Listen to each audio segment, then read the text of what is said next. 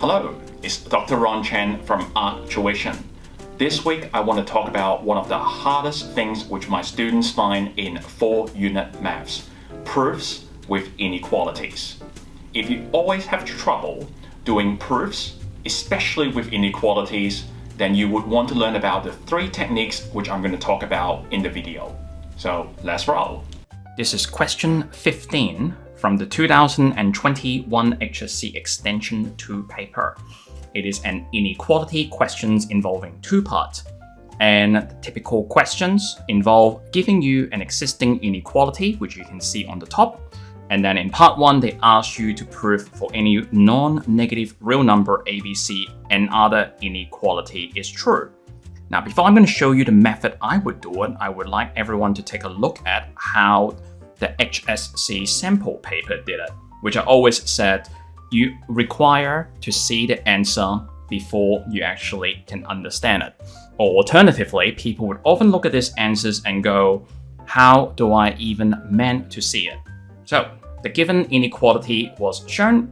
This is what you're trying to prove, and this is the sample answer.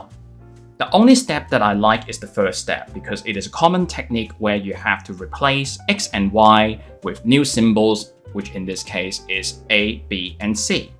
And then of course you would do that to the right-hand side as well.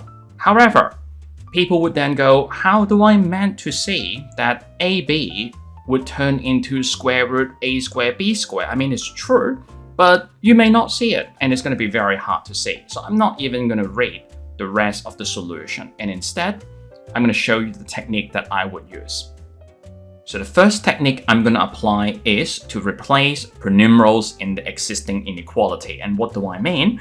Is just like on the previous page in the solution, and it is a common technique where you would replace x as AB and y as C, so that when you rewrite the given inequality, it will look like the existing answer, which is square root ABC, and on the right hand side is AB plus C over 2. Then I'm going to apply the second technique, which I'm going to call prove it until it is absolutely true, and then write it backward. And what I meant by that is that you have to prove that AB plus C on 2 is less than or equals to A squared plus B squared plus 2C all over 4. If I can prove that, then I have essentially answered the question. And I'm going to keep manipulating algebraically of this statement until I get something that is absolutely true.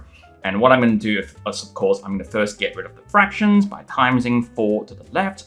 So you'll get 2AB plus 2C less than or equals to A squared plus B squared plus 2C. And of course, conveniently, the 2C will cancelled.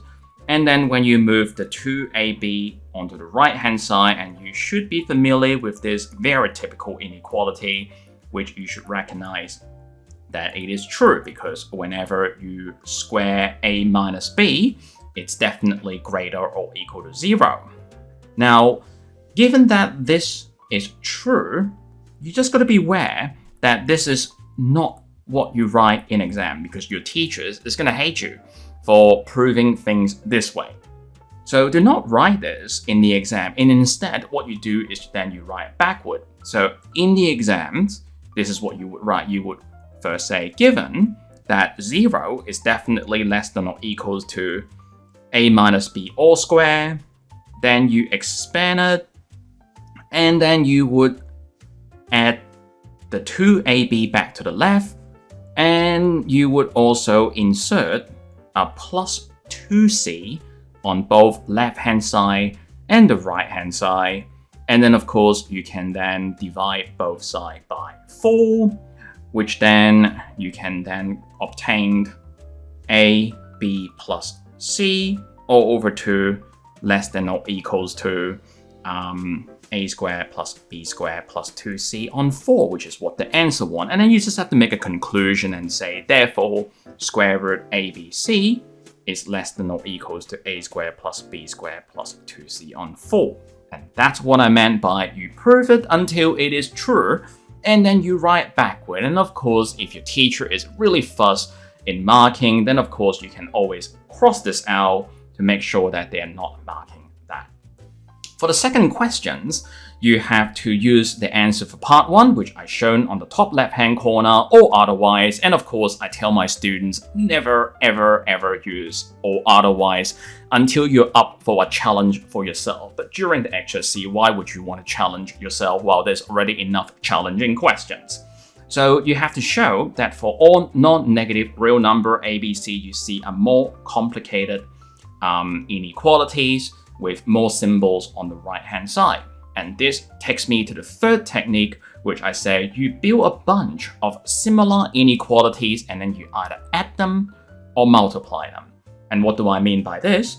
Is that you would start off with the answer in part 1 by copying it down, and then what you do is then you switch the order of A, B, and C until you get enough expression so that you can add them. Now, for instance, if I switch the order of the B and C with the A, then what you would get in the front is that you would get B squared plus C squared plus 2A all over 4.